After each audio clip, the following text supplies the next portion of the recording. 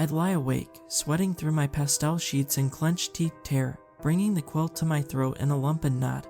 As the cries went on and on in the darkness, they echoed behind the wallpaper as though the space beyond was a fathomless tunnel, and that was part of the terror, the impossibility of it all.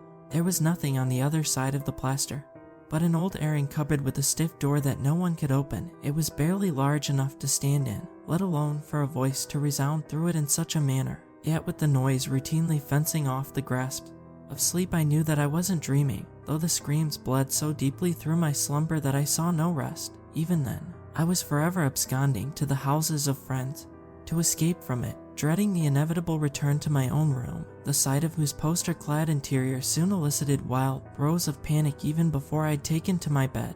In time, I learned to wait until my mother had gone to sleep in order to slip off to other rooms, and in this way I learned that the screams could only be heard through that sole wall and from no other surrounding it or below. Though a child, then, I perceived that the walls of the house were all too thin to contain a person trapped within them, though they might indeed conceal bones. Despite my mother's front against the existence of ghosts, I had considered a paranormal angle and was convinced that I would one day unearth some grotesque history of murder that would lend credence to my hypotheses. One night, I heard my mother stumbling about the upper floor of the house in search of me. Having evidently looked into my room to find my bed quite empty, I had tried to tell her of the screaming wall, but she had dismissed the notion, seemingly convinced that I was a fanciful child and would soon grow out of such things. I was ashamed to think what she'd make of my cowardice and of my venturing from my door after lights out. Yet as I lay under a blanket on the living room couch, my mother began to call my name with mounting hysteria, overturning furniture and knocking on surfaces in a frenzy that I did not understand, but that struck a rusted nail of answering terror through my navel. Panting in ragged sobs, my mother staggered downstairs and into the living room, one hand clasped to her collarbone against the trilling of her heart. "Stevie," she said, "what are you doing down here? I thought something had happened to you." I stared, nonplussed, through a haze of gloom. "I can't sleep in my room, Mum," I said. "You know why?" I thought she'd rail against me, insist that there was nothing, that my imagination had inflamed me like an illness, that I'd have to see a doctor if it carried on. She'd said as much so many times that I physically winced in anticipation of it. To my alarm, she slid down against the doorway in a boneless motion, her hands kneading her heart. "I thought it'd stop," she whispered. "I hoped it would, that it wouldn't be that way anymore." I sat up against the sofa in rigid surprise. "Wait," I said, "I thought you didn't believe me." My mother ran a hand through her hair, and with a start I saw that it was silvering at the roots with premature age. "I do," she said. "I do believe you.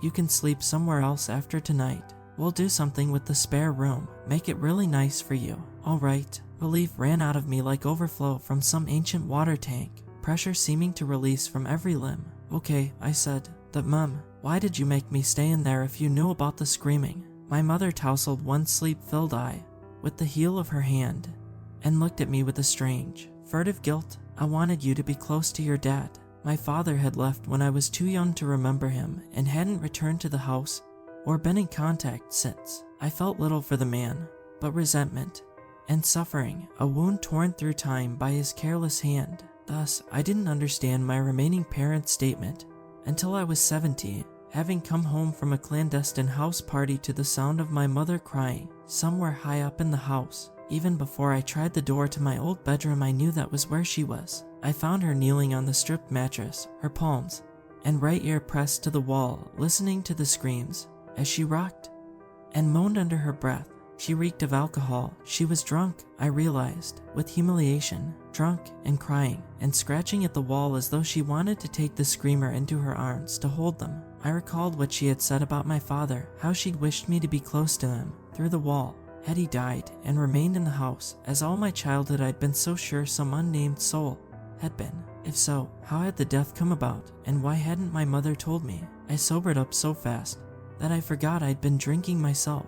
"Christ," I said unsteadily, and I went to help her up and haul her away from the room. With balled fists, she pushed at my shoulders, wanting to go back. Convince me, let me stay with him." "You're drunk, Mum," I said. Thank God she was thin, as light as a child in my arms. "Let me get you to bed, get you some water." No, she insisted, her breath hot and sickly and sour with wine. "I need to tell you the truth about what happened, where your dad went." He left when I was 4, I snapped, although I no longer believed it. He's not here. My mother stumbled free of my arms, her eyes alight with some emotion I could not place. He is here, she insisted. He's been here all this time. I'll show you. She went to the airing cupboard door and kicked at it till its stiffness pulled loose from the frame. Switching on a light, she beckoned me in and pointed at the left-hand wall, the one it shared with my old room. Ignoring my rising agitation, I bent down to look, deciding to humor her. There, she said, that's your dad. Now, speak to him if you want to. I think he screams so much because he feels alone, because he doesn't know where he is, or what happened. Maybe he'd feel better if he heard your voice. My jaw was jammed with the stiffening of terror. I could neither shout nor breathe, staring, mad-eyed, at the thing inhabiting the wall. There was a hole in the plaster, red and black like a wound in the side of a rotting animal, pulsing with an unnatural light, and moist, slippery shadow. I saw a quantity of throbbing meat in that strange aperture, layers of it shifting together in a tide of visceral decay.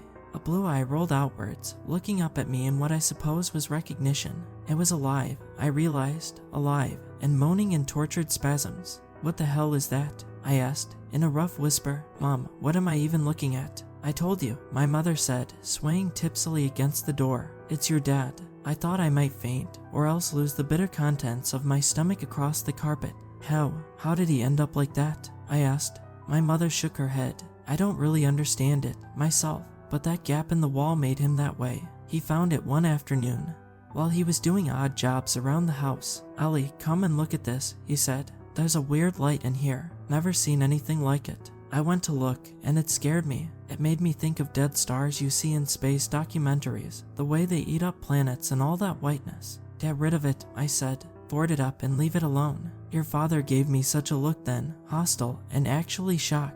He'd never looked at me like that before. I can't do that, he said. I've got to know where that light is coming from. It'll drive me crazy not knowing. I didn't like leaving him alone with it. I had this feeling of just dread, but I couldn't stand around hanging over him all day. I left him to it. A couple of hours later, I went upstairs to check on him, knowing right away that something wasn't right. When I opened the cupboard door, I saw him stuck in the gap in the wall, his head and shoulders through it, and right away I jumped forwards, tried to pull him out. But the more I pulled, the more he seemed to just fold into the wall, screaming all the time. It was like he was being crushed in on himself, while he was still alive, bones breaking, fat, and muscle squeezed like mince through a fist.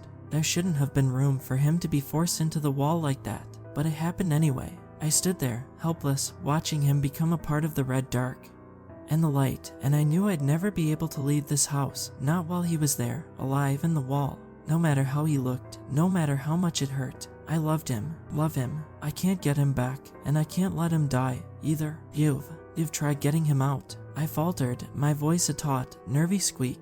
The eye in the wall closed, blood rolling beneath the naked lid, like a tear. I tried to get him out, my mother echoed. With tools, whatever I could. But whatever that hole is, it crushes metal and wood up like paper. Nothing seems to last in there. But, mate, I feed him, obviously. Throw stuff in, and I suppose he eats it, somehow. I've even thought of climbing in there myself to be with him, but I couldn't leave you alone. I just hate seeing him in pain, and confused. I don't know what to do. I can't tell anyone about him, scientists, or whatever. They might hurt him, or take him away. She began to cry again, standing so close to the hole that I feared she too would be lured in and changed by cosmic pressure into another mangled thing. Go to bed, Mum, I said, tugging her away. It's all right. We'll think of something. Just get some sleep. I want to spend time with my dad. My mother lingered, briefly, looking at what had become of my father, mumbling consolations in answer to his wordless groans. Then, like an old woman, she shuffled away, leaving me alone with the thing in the wall. I knew I could not leave it there, this aperture, with its transformative hunger, no more than I could abandon my father in his agonized state. In a half hour I had detached from the last of my childhood, and from all known things, spiritual, physical. Now I was moved by instinct only, as all animals are in the face of incomprehensible danger. Off about the house I went in search of an aerosol can, and later, inspired by something I'd seen in a film, having no other notions at my disposal. That done, I returned, makeshift weapons in hand, and stood looking at my father for a very long time.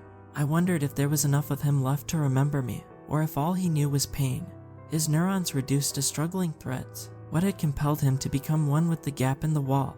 Had it spoken to him, coaxed him close with its anglefish light of black and red till he was compressed within?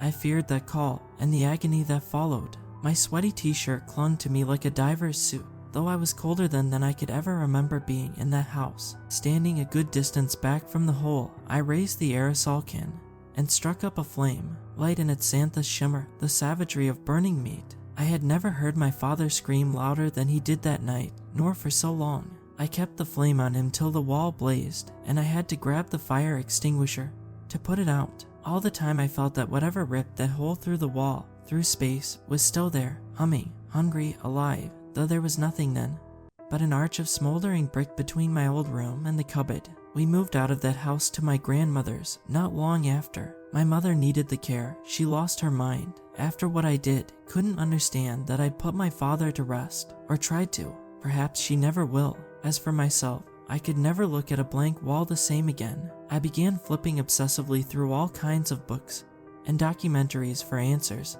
as to what had become of my father. As one might suspect, I found little of use. All I can think of is that sometimes, for inexplicable reasons, at random, there appear tears, pure matter that draw things into themselves, either to change or devour them with an incomprehensible eldritch appetite.